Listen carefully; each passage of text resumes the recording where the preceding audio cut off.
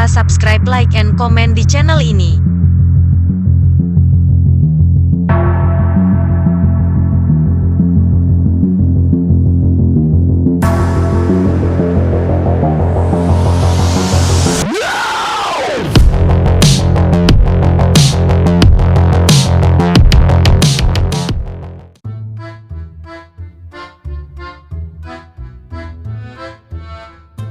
Semar, tokoh wayang yang memiliki karakter fisik lucu, bahkan bisa dibilang cukup aneh.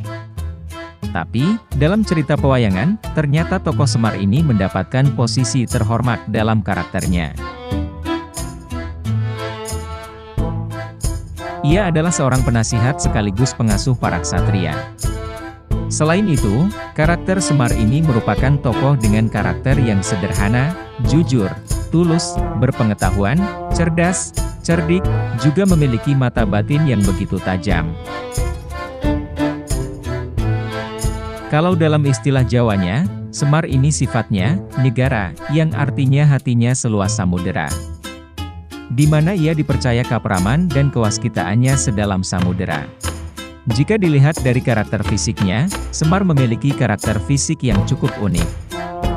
Tapi, keunikan fisik inilah yang dijadikan simbol dari kehidupan ini oleh masyarakat Jawa. Semar memiliki bentuk tubuh bulat yang mana mengibaratkan bahwa bumi ini bulat. Raut wajah yang selalu tersenyum, juga mata yang sembab mengeluarkan air mata, ini merupakan simbol antara suka dan duka yang selalu ada dalam kehidupan kita.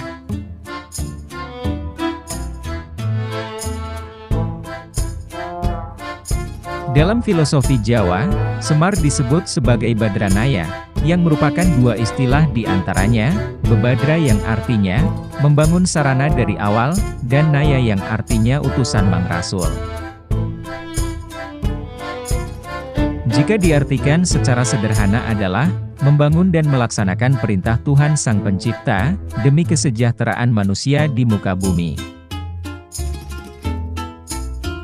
Semar sendiri juga memiliki istilah lain yaitu, Haseming Samar-Samar, yang artinya, makna kehidupan sang penuntun. Semar juga bukan laki-laki, bukan juga perempuan. Tangan kanannya ke atas yang bermakna Sang Maha Tunggal, dan tangan kirinya ke belakang yang bermakna berserah padanya. Siapa yang tak kenal dengan tokoh Semar? Setidaknya kebanyakan orang tahu Semar adalah pimpinan 4 sekawan, punakawan. Sepintas memang tokoh Semar sebatas melucu dan pereda ketegangan penonton di tengah malam. Namun, menurut cerita pewayangan, bahwa dulu Sang Hyang Wenang menciptakan Hantigo, yang berupa telur. Cangkangnya itu togok, sedang putihnya menjadi Semar. Sedangkan kuningnya menjadi Batara Guru. Semar, yang memiliki badan gemuk dan tak jelas laki-laki atau perempuan, hal tersebut menunjukkan bahwa manusia, pada dasarnya, tidak ada yang sempurna dan masing-masing memiliki ciri khas tersendiri. Kesempurnaan itu hanya milik Tuhan semata. Umumnya, masyarakat mengenal bahwa Semar adalah putra Sang Hyang Wisesa, yang mana memiliki anugerah, Mustika Manik Astagina dan 8 daya. 8 daya itu adalah tidak pernah mengantuk, tidak pernah lapar, tak pernah jatuh cinta, tak pernah sedih, tak pernah capek, tak pernah sakit, tak pernah kepanasan, dan tak pernah kedinginan. Menurut pendapat seorang sejarawan, Profesor Dr. Slamet Muljana, tokoh Semar ini pertama kali ditemukan di dalam karya sastra pada zaman kerajaan Majapahit yang berjudul Sudamala. Karya sastra tersebut, dalam bentuk kakawin juga dipahat dalam bentuk relief, di Candi Sukuh yang dibuat tahun 1439. Tokoh Semar ini, merupakan hamba atau abdi tokoh utama dalam kisah Sahadewa, yang merupakan sosok dari keluarga Pandawa. Tentunya, Semar bukan hanya sebagai pengikut semata, melainkan juga sebagai penghibur lara dalam mencairkan suasana yang tegang. Di zaman berikutnya, saat kerajaan-kerajaan Islam mulai berkembang di Pulau Jawa, pewayangan pun mulai digunakan sebagai media dakwah. Salah satunya adalah kisah Mahabharata yang mana kisah tersebut sudah melekat di benak masyarakat Jawa. Salah satu ulama yang menggunakan wayang sebagai media dakwah adalah Sunan Kalijaga.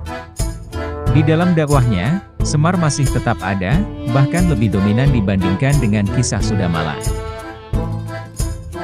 Kemudian, di era selanjutnya, derajat Semar semakin meningkat, di mana para pujangga Jawa mulai mengkisahkan Semar bukan sebagai rakyat jelata saja,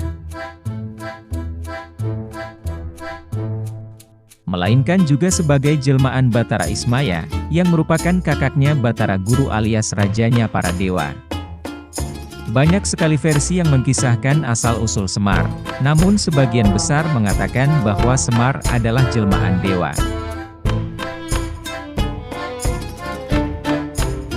Seperti yang ditulis dalam naskah Serat Kanda, yang mengkisahkan penguasa Kahyangan adalah Sang Hyang Murasa, dan memiliki dua putra yang bernama Sang Hyang Tunggal dan Sang Hyang Wenang. Karena Sang Hyang Tunggal berwajah jelek, maka tahta Kahyangan pun diturunkan ke Sang Hyang Wenang. Kemudian, tahta diwariskan lagi ke putranya yang bernama Batara Guru. Hingga Sang Hyang Tunggal pun menjadi pengasuh para ksatria turunan Batara Guru, dengan nama Semar. Siapa yang tak kenal dengan Semar? Tokoh yang selalu muncul di setiap kisah pewayangan, apapun judulnya dan apapun kondisinya. Dia selalu ada. Lalu siapa Semar sebenarnya? Di kalangan masyarakat Jawa, ternyata tokoh wayang Semar bukan hanya sebagai fakta historis saja, melainkan lebih ke simbolis dan mitologis tentang keesaan, di mana merupakan simbol dari pengejawantahan ekspresi, pengertian, dan persepsi tentang ketuhanan dan lebih ke konsep spiritual. Bisa dikatakan bahwa orang Jawa sejak zaman prasejarah, merupakan masyarakat yang religius, dan ketuhanan yang Maha Esa. Di setiap pementasan wayang, Semar selalu menyampaikan kata-kata bijaknya yang sifatnya lebih ke umum. Sehingga kata-kata bijak Semar masih relevan dengan siapapun dan kapanpun. Berikut ini adalah beberapa kata bijak Semar. Urip iku, urup. Yang artinya dalam bahasa Indonesia adalah hidup itu menghidupi. Hidup itu harus bisa memberikan manfaat pada semua orang di sekitar kita.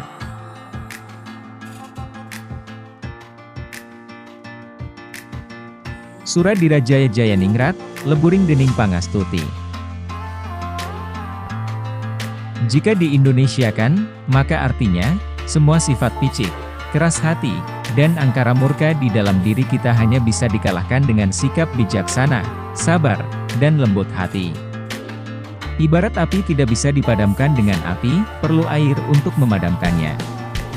Begitu juga dengan sifat jelek kita, harus kita redam dengan sifat baik kita, yaitu dengan kebijaksanaan, rendah hati, dan sabar.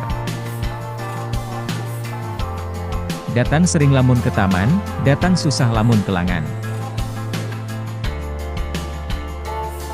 Kata bijak Semar yang satu ini memiliki makna, bahwa jangan bersedih saat mengalami musibah yang menimpa kita. Juga jangan sedih jika kita sedang kehilangan sesuatu. Karena, semua akan kembali kepadanya, inilah hakikat hidup.